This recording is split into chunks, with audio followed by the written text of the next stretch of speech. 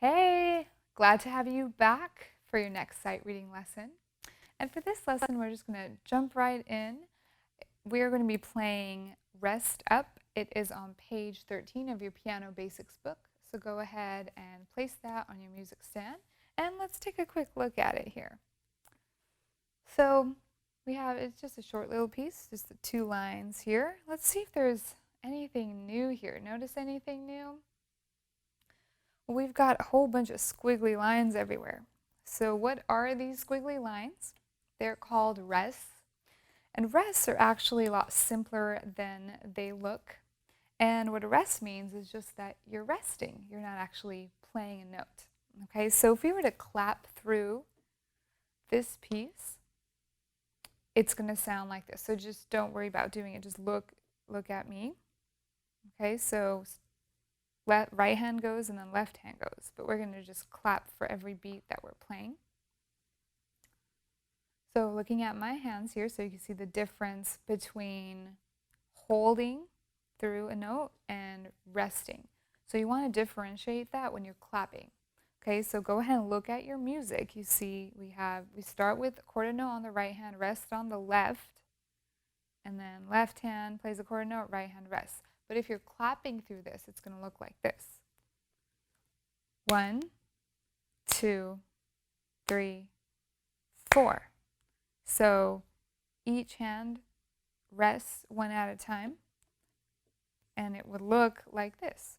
You go right hand, 1, left hand, 2, right hand, 3, left hand, 4. So there isn't actually a pause in the music, but the music, for it to be theoretically correct in sheet music, it has to put the rests there if there's nothing in your left hand. So you might say, well, what's the difference between playing a half note, where you're not actually clapping for that second beat, and a rest?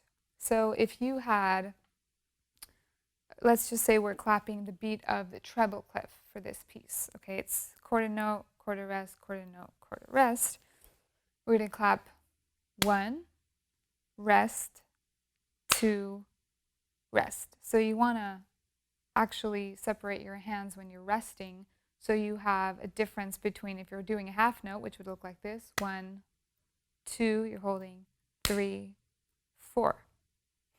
So it might sound the same when you're clapping, but when you're actually playing, if you're holding a note, it's going to sound different than if you play and rest. Okay, so going back to note values, remember the quarter note gets 1 beat, okay, and the quarter rest, this is a quarter rest, so that just gets 1 beat as well. Okay, so we also have half rests, which look like this, just like a little dot that's pretty much attached to the line on the bottom. Okay, so it's sitting on that 3rd staff line. And then the whole note looks exactly the same, except for it's kind of sticking up to the 4th staff line.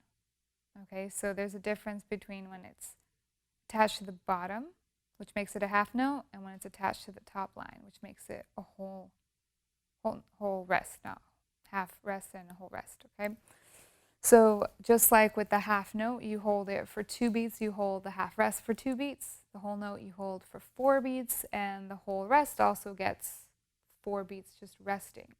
So in the music so far, there have been these whole rests in the opposite hand when you're not playing, again, just to make it theoretically correct. But you don't really have to worry about it when the hand's not playing anything. So let's go ahead and clap through this rhythm. Okay, so just clapping. Pretty much every beat gets a clap. Quarter notes everywhere until the second to last measure, where you have the half notes and ending on the whole. So clapping, here we go. 1, 2, 3, 4. 1, 2, 3, 4. 1, 2, 3, 4. 1, 2, 3, 4. Keep up the steadiness. 2, 3, 4. 1, 2, 3, 4. Holding here. 1, hold 2, 3, hold 4. 1, 2, 3, 4. Okay, so looking at the notes, is there anything new here with the notes? We actually do have a new note here.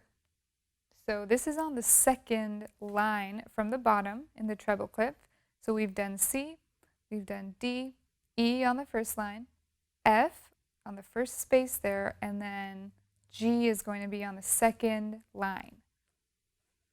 Okay, so that's our only new note. And on the left hand, we have C, B, A, G. We've played G before on the left. And then we also have a new note in the left hand, which is, so G is on the last space here. F is just going to be one more step below.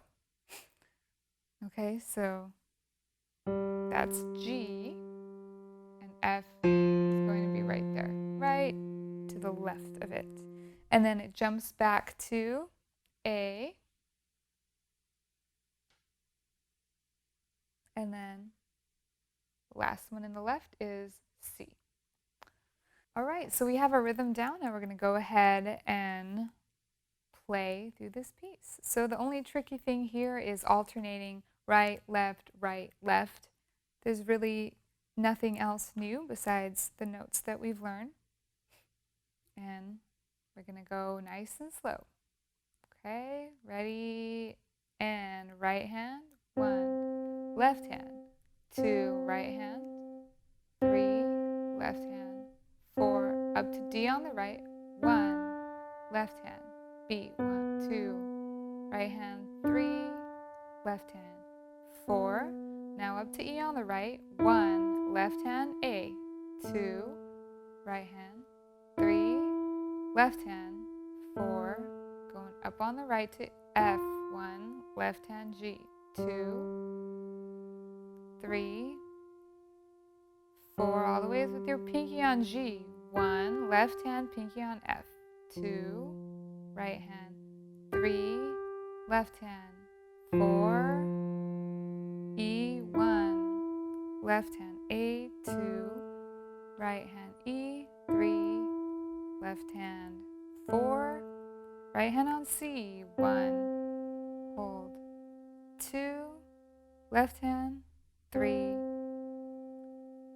4, and ending, 1, 2, 3, 4. So I'll do that one more time for you. So you can either just hear or try to follow along. I'm going to stay slow and steady and still count.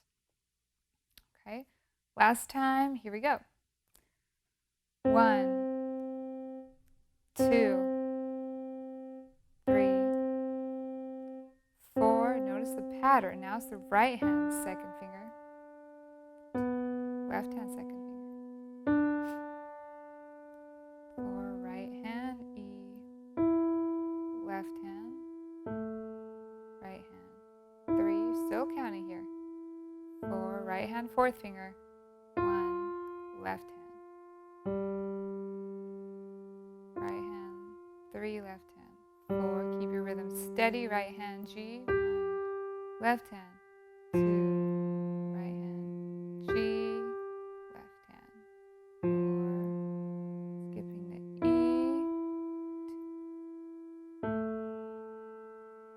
3,